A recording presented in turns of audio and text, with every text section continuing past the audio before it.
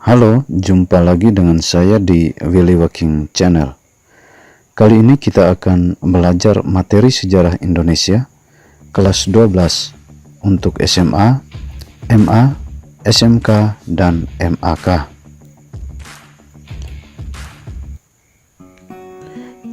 Sistem dan struktur politik ekonomi Indonesia masa Orde Baru tahun 1966 sampai dengan 1998. Bagian pertama, masa transisi tahun 1966 sampai 1967. Naiknya Letnan Jenderal Soeharto ke kursi kepresidenan tidak dapat dipisahkan dari peristiwa gerakan 30 September 1965 atau G30S PKI. Ini merupakan peristiwa yang menjadi titik awal berakhirnya kekuasaan Presiden Soekarno dan hilangnya kekuatan PKI dari percaturan politik Indonesia. Aksi-aksi tuntutan penyelesaian yang seadil-adilnya terhadap pelaku G30S PKI semakin meningkat.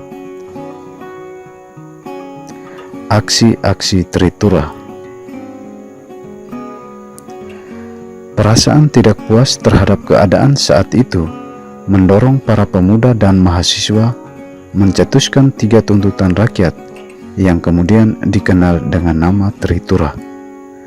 Tanggal 12 Januari 1966, kesatuan-kesatuan aksi yang tergabung dalam Front Pancasila mendatangi DPR GR dan mengajukan 3 tuntutan.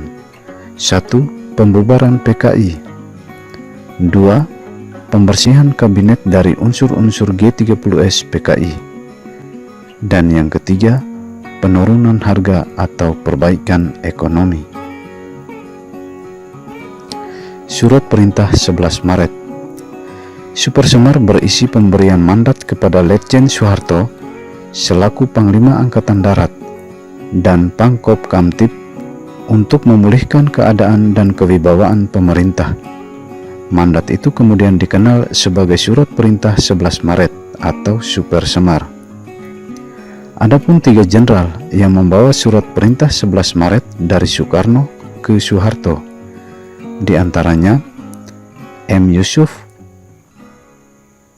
Amir Mahmud, dan Basuki Rahmat. Keluarnya Supersemar dianggap sebagai tonggak lahirnya Orde Baru. Dualisme kepemimpinan nasional. Memasuki tahun 1966, terlihat gejala krisis kepemimpinan nasional yang mengarah pada dualisme kepemimpinan. Di satu pihak, Presiden Soekarno masih menjabat sebagai presiden, sementara itu Soeharto telah mendapat Surat Perintah 11 Maret dari Presiden Soekarno. Dalam pemerintahan yang masih dipimpin oleh Soekarno, Soeharto sebagai pengemban Supersemar diberi mandat oleh MPRS untuk membentuk kabinet yang diberi nama Kabinet Ampera. Ketika Soekarno masih menjabat sebagai pemimpin kabinet, di sisi lain, pelaksanaan pimpinan dan tugas harian dipegang oleh Soeharto. Kondisi seperti ini berakibat pada munculnya dualisme kepemimpinan nasional, yaitu Soekarno sebagai pimpinan pemerintahan, sedangkan Soeharto sebagai pelaksana pemerintahan. Hal ini jelas membahayakan persatuan dan kesatuan bangsa.